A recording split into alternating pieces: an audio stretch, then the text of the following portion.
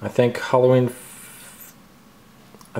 3 and Halloween 6 probably bottom of the barrel. So yeah, Halloween 4 and Halloween 5 are okay, not great though. The Exorcist 3 Legion. A lot of people tend to like The Exorcist 3. It doesn't have a whole lot to do with the previous films, so to speak, but it's a very well-made thriller. Looks like that. Yeah, it's an incredibly well-made spooky film, so it's definitely worth a look. It might just not be something for the hardcore Exorcist fans, I was gonna say. Well, it might be, but it's not like, just don't go in expecting the first movie again. We've got Night of the Living Dead over here. This is the remake, starring Tony Todd. I love this remake, very cool, practical effects, and Tony Todd just carries the role beautifully. Such a great actor, and he does it so well. So, I was very happy with that remake. Then we've got Goodfellas, which is my favorite Mafia movie of all time. I love Goodfellas. It's got pace, it's got humor, it's got violence, it's got pretty much everything. So yeah, Goodfellas is definitely my favorite Mafia film so far. Next up, Hellbound, Hellraiser 2. Second Hellraiser movie, which is very good. I like it. It follows the same characters, or picks up almost right after the first film, and I love when they do that. Almost paying homage to the original. And then there's Hellraiser 3, which is not great, but it's okay. Pretty cool to see Pinhead in a big New York, or town setting, I should say, downtown setting. And right after Hellraiser 3, we've got a double pack, Child's Play 2 and Child's Play 3. What's funny about this is I don't have the original Child's Play. I have seen it, but I never bought it for some reason, because I was waiting for a really good edition, so maybe it's about time I bought the first one. But yeah, I like the sequels. I like the first 3 movies in particular. I think they went way downhill after that.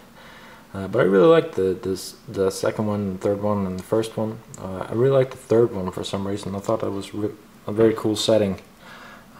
Being sent in like military camp or whatever. Very interesting. Not every day you see that kind of movie. Then we got Sky High from Disney, starring Kurt Russell and a lot of other awesome people. Bruce Campbell makes a cameo in here.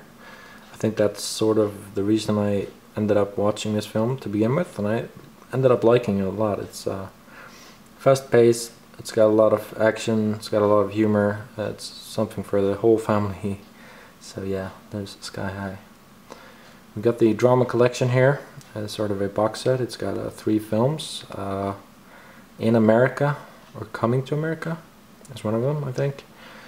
Then you got 13 with Erin Rachel Wood, and you've also got Boys Don't Cry with Hilary Swank. If you haven't seen that one, I suggest you check it out. Next up is Gattaca Special Edition, starring Uma Thurman and what's his face? Yeah, I like Gattaca. It's kind of heavy. It's very good. Very interesting themes going on in that film. So yeah, not sure what else to say about that. Then there's House of Wax. This is the remake starring Jared Padalecki and Paris Hilton. I was real surprised by this. I thought it was a very cool sort of slasher throwback. It's got a lot of the basic slasher elements, so there's not a lot of Vincent pricing going on here, but very cool film nevertheless. Not grade A stuff, but yeah, solid grade B stuff for sure. Alright, next up is Stephen King's It. This is a total classic for me. I grew up literally with this movie, and I saw it as a kid and I loved it. I've been a huge Stephen King fan all my life, and I collect his books, and I've read them, many of them in several languages, and yeah, I just love it. It's my favorite book of all time probably, and I love this miniseries take on it.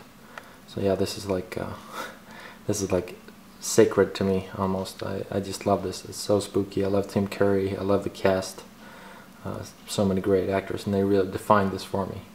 Even though I think the book is probably even better in some ways. You can do a lot more with a book than you can with a 3-hour film, but still, I think this is classic stuff right here. And speaking of Stephen King, we've got The Shining, the miniseries from 1997. Not great, but it's pretty good. I just find it very interesting to see the version that Stephen King was involved in himself. Everybody loves the Stanley Kubrick version, but if you're gonna go by the books, then this is the closest one to the source material. Probably not the best take on it, but still quite spooky in some places. We've got some Simpsons season box sets over here. We've got season 2, 3, 4, and 5 over here. I've collected all the seasons so far except season 20. So yeah, these are the first 4 in the collection.